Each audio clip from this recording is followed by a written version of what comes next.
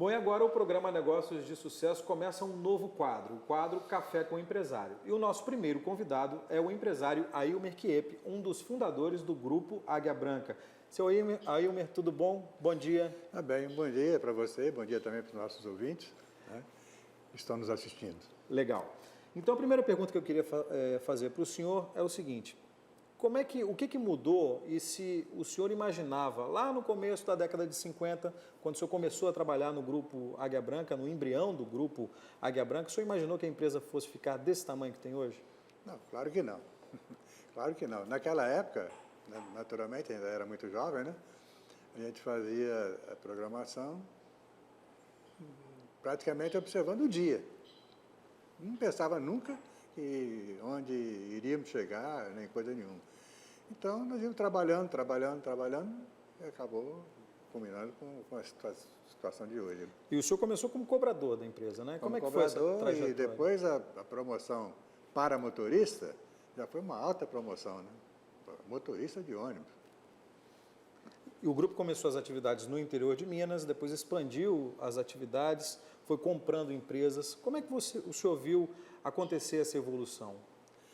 Começou no interior de Minas, depois teve que ir embora, porque naquela época a gente não sabia exatamente que tinha que fazer concessão do governo. A estrada era do governo e é ainda até hoje. Então tinha que ser a concessão. Como nós não sabíamos, uma outra empresa, e não lá na cidade de citar o nome, registrou a linha com ônibus novos, correndo no mesmo trecho. E aí não tinha mais como operar, né? Foi quando a gente então veio embora de volta para o Espírito Santo. E aí começamos novamente na cidade de Pancas, Vila Pancas, depois Alto Rio Novo, e depois aí tomou outros caminhos, né? A empresa cresceu bastante, foi comprando outras empresas de ônibus ao longo do tempo, foi comprando empresas no interior de Minas também, começou a fazer o norte do Espírito Santo, principalmente, que foi onde foi o começo do grupo Águia Branca. E com o passar dos anos, a empresa foi crescendo. Na década de 60, a empresa passou por um baque, foi uma crise, não foi? Como é que foi essa crise? O que aconteceu nessa época? Não, nessa época, como todos nós sabemos, o Espírito Santo era como é que faz? Produtor de café. Era a única cultura do Estado, na verdade. Era, na verdade, a única cultura, e não só do Estado, como do Brasil também. E nós tínhamos um presidente que resolveu botar fogo em cafezais de café, para que fosse melhorado o preço. E assim foi feito. Então foi uma década praticamente perdida, porque de 60 até 70 nós ficamos um crescimento pequeno, né? Pelo que o senhor se lembra, qual foi a atitude do grupo, dos irmãos, para se manter no mercado e para não deixar a crise derrotar o que era então o começo do grupo Águia Branca? Trabalho. Toda a vida existiu muito trabalho na empresa. E foi que todos nós fizemos naquela época, já que não tinha possibilidade grande de crescimento, estamos pesquisando outras regiões e tudo, mas na verdade foi muito trabalho. O senhor acha que essa é a receita para vencer a crise, qualquer crise? Porque o senhor já passou por muitas também, né? Sim, tem a receita para vencer as crises, né, vamos chamar assim. Nós estamos completando no ano que vem, nós estamos completando 70 anos. 70 anos. É claro que nesses 70 anos tem todo tipo de situações, né? Altos e baixos. Mas quem imagina que a vida toda vai ser plana, não é verdade. A vida toda vai ser de altos e baixos. E nós estamos vivendo agora um momento da economia do país difícil, né? Mas não quer dizer que vai ser sempre assim. Vai ter uma hora que... vai ter uma hora que vai mudar, porque todas as coisas boas acabam, as coisas ruins também acabam. Tem paciência. Na década de 80, mas indo para a década de 90, o grupo tomou uma decisão muito séria, que foi de profissionalizar a gestão.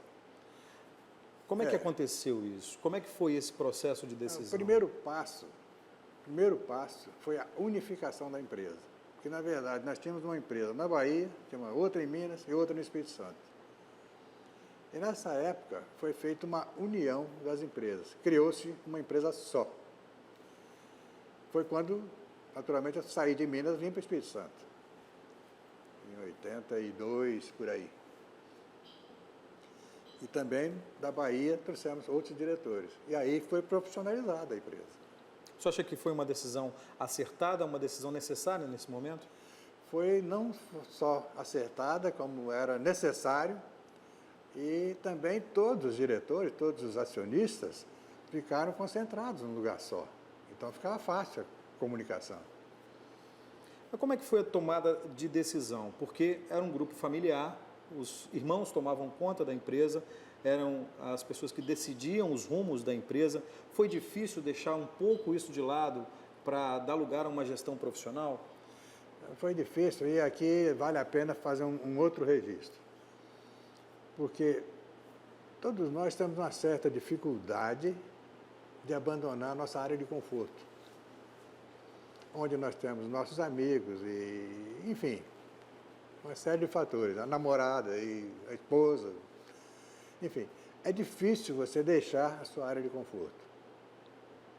Então, para que isso pudesse acontecer, é necessário muita força de vontade, muita dedicação, muita coisa afinal. E nós fizemos isso tudo. Porque talvez eu tenha sido, na empresa, a pessoa que mais se mudou no início.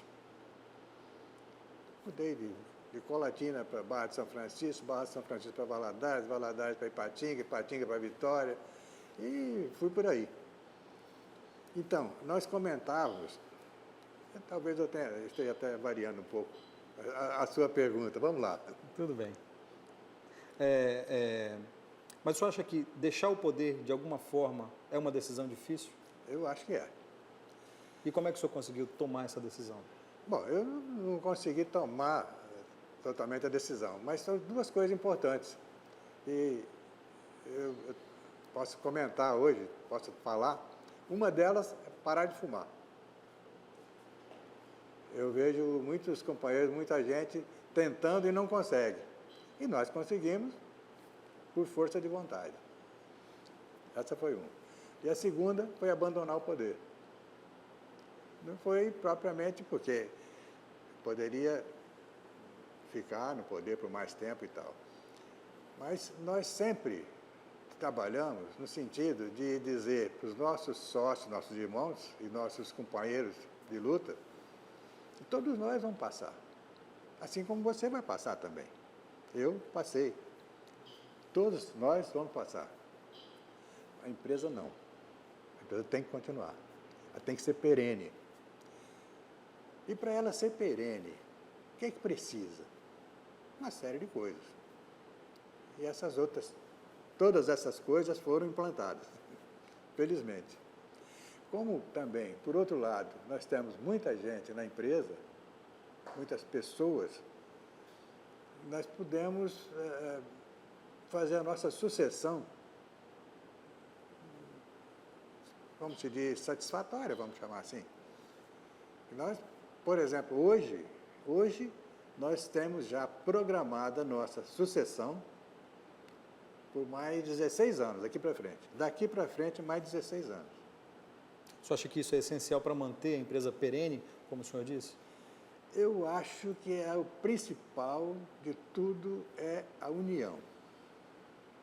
Porque, tanto na empresa como no casamento, todos nós vivemos isso, motivos de sobra tem a nossa esposa, nós temos, você tem, todos nós temos para nos separar. Assim como na empresa também. Nós temos motivo de sobra. Mas não é importante. O importante é que nós sejamos unidos. E a nossa empresa, felizmente, essa união veio a partir do tempo. O grupo também teve um momento importante, que eu considero que o mercado também considera importante, que foi a entrada, depois de já ter uma expertise considerável no ramo de transportes, no varejo também, principalmente no ramo de veículos, no ramo de logística também, tem uma atuação bastante importante, mas a empresa resolveu sair da terra e apostar nos transportes aéreos. Como é que aconteceu isso? Isso aí foi uma questão de um estudo muito longo, um período bastante longo. Se eu não estiver enganado, foram mais ou menos 3 anos que a gente passou estudando essa possibilidade de entrar no transporte aéreo. E passado esse período, a decisão foi que deveríamos entrar. E aí aconteceu? E aí aconteceu outro fato. Ainda nesse momento, decidido a entrar no transporte aéreo, surgiram 2 oportunidades, ou no transporte regional ou no transporte nacional. E no transporte nacional, nós tínhamos já pessoas, ou empresas fixadas já nessa área. Nós, então, optamos pelo regional. Foi uma opção acertada? Eu acho que foi. Eu acho que foi, porque se você analisar, a nossa história toda começou exatamente do interior para a capital. Para cá. Assim como no transporte aéreo também, o regional vai vir crescendo. E não parou por aí, né? Teve um desenrolar essa história, né? Tem muita história. Não dá para contar isso em 10 minutos, né? Não dá. É muita história. Mas a aviação que era regional acabou se tornando nacional. Na viação e na aviação. A aviação, exatamente. Acabou se tornando nacional também, não é isso? Eu acredito que vai chegar nisso. Tudo caminhando para isso. Tudo possivelmente se encaminha para isso. Como é que o senhor vê especificamente essa crise que a gente está vivendo agora? Todo mundo reclamando, a economia, os agentes econômicos reclamando, falta de dinheiro no mercado, empresas com dificuldades. Como é que o senhor vê esse momento, com a experiência que o senhor tem? Eu não sirvo de base porque eu sou otimista de nascimento, né? Sou otimista sempre. Então, eu acho que a crise, hoje nós estamos vivendo uma crise, se você se recordar, nós tivemos uma crise parecida com essa em 2008. Isso. Você lembra? Quando os Estados Unidos... Era a crise da marolinha, não é isso?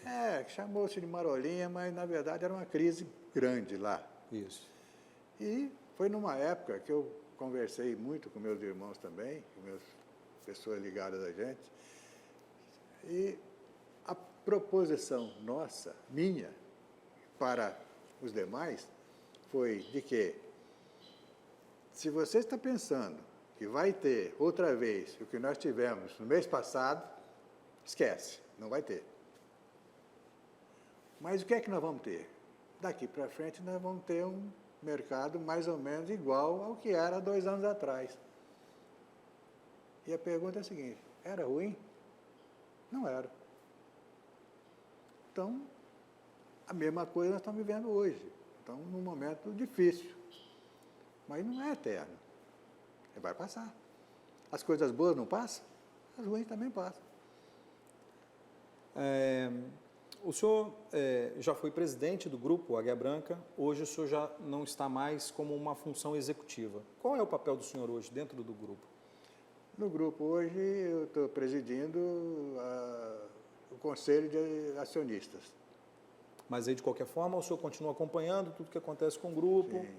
Sim, eu vou na empresa toda semana, pelo menos uma vez por semana. É um filho que o senhor continua acompanhando, mesmo estando morando em casas separadas. É mais ou menos isso. Tem lá meus filhos, né? Estão lá dentro. E entre as coisas que nós tivemos que fazer, foi transferir as ações para uma empresa da qual eu sou presidente. E assim foram feitos todos os acionistas. Foi a forma mais racional de fazer a empresa se desenvolver. Foi talvez uma forma mais racional, talvez.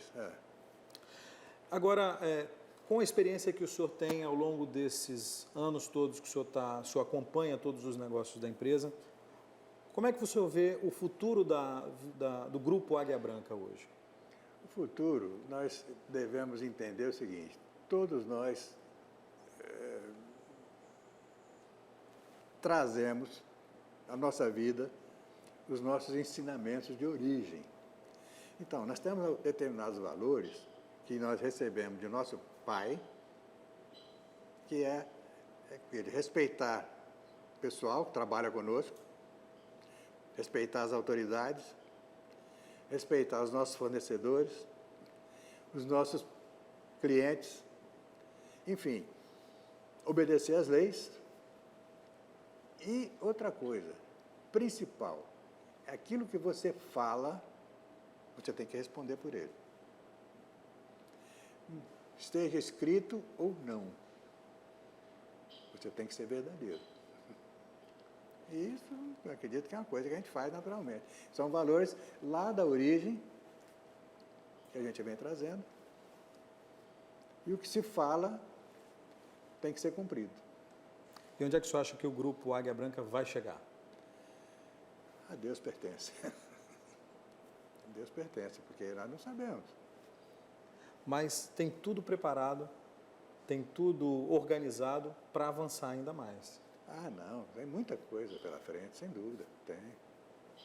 Tem muita coisa pela frente. E outra coisa que eu deveria lembrar a você, e também aos nossos espectadores, é que a segunda geração nossa é bem melhor do que a primeira. A nossa primeira geração não serviria para administrar a empresa hoje. Não serviria.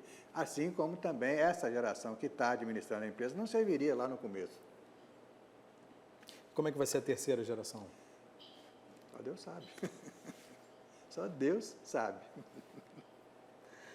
Seu Ailmer, muito obrigado pela entrevista, muito obrigado por ter nos concedido o tempo do senhor aqui no Espaço Gourmet da TOTOS, muito obrigado pela entrevista mesmo, muito obrigado pelos ensinamentos e parabéns pela trajetória construída ao longo desses 70 anos. Eu que tenho que agradecer a você e aos nossos ouvintes também. Ok, muito obrigado. Um abraço. Bom café da manhã para a gente. Felicidades. Muito obrigado pela sua companhia. A gente fica aqui com a entrevista do Café com o Empresário, o novo quadro do programa Negócios de Sucesso.